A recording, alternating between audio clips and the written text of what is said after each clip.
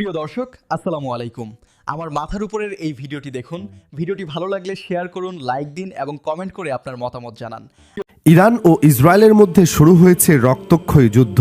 মুসলিম ধর্মীয় উৎসগুলোতে এমন একটি যুদ্ধের পূর্বাভাস বহু পূর্বেই পাওয়া গিয়েছে, যা কেয়ামতের পূর্ববর্তী সময়ে সংঘটিত হবে বলে উল্লেখ রয়েছে। মুসলিম বিশারদগণের থেকে জানা যায়, মহানবী হজরত মুহাম্মদ সাল্লাল্লাহু আলাইহি ওয়াসাল্লাম এক হাদিসে বলেন, খোরাসান অর্থাৎ ইরান ও আফগানিস্তানের মধ্যবর্তী অঞ্চল থেকে একদল সৈন্য কালো পতাকা হাতে উঠে আসবে। কেউ তাদের থামাতে পারবে না যতক্ষণ না তারা ফিলিস্তিনকে মুক্ত করে ইসরায়েল দখল করবে। এখানেই শেষ নয়।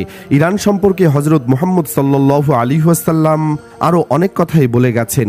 ইসলামের ইতিহাসে পারস্য অর্থাৎ বর্তমান ইরান একটি অনন্য ও গভীর তাৎপর্যপূর্ণ অঞ্চল। 1400 বছর আগে বিশ্বনবী হজরত মুহাম্মদ সাল্লাল্লাহু আলাইহি ওয়াসাল্লাম পারস্যের অধিবাসীদের ঈমান, জ্ঞান চর্চা এবং শেষ জামানায় তাদের ভূমিকা সম্পর্কে এমন কিছু ইঙ্গিত ও ভবিষ্যৎবাণী দিয়ে গেছেন, যা আজও আলেম, গবেষক ও ইতিহাসবিদদের বিস্মিত করে। হাদিসের আলোকে ইরান ও পারস্যকে ঘিরে 10টি গুরুত্বপূর্ণ দিক সম্পর্কে আলোচনা করব আমাদের আজকের ভিডিওতে। চলুন একে একে দেখে নেওয়া যাক ইরান সম্পর্কে মহানবীর 10টি ভবিষ্যৎবাণী। নাম্বার 1, খোরাসান ও কালো পতাকাবাহী দল। হাদিসে উল্লেখ আছে, শেষ জামানায় খোরাসান অঞ্চল থেকে কালো পতাকাবাহী একদল মানুষ আত্মপ্রকাশ করবে। ঐতিহাসিক খোরাসান অঞ্চলের বিস্তীর্ণ অংশ বর্তমান ইরানের অন্তর্গত ছিল। বর্ণনা অনুযায়ী তারা সত্য ও ন্যায়ের পক্ষে সংগ্রাম করবে এবং ইমাম মাহদির আগমনের পথ সুগম করবে।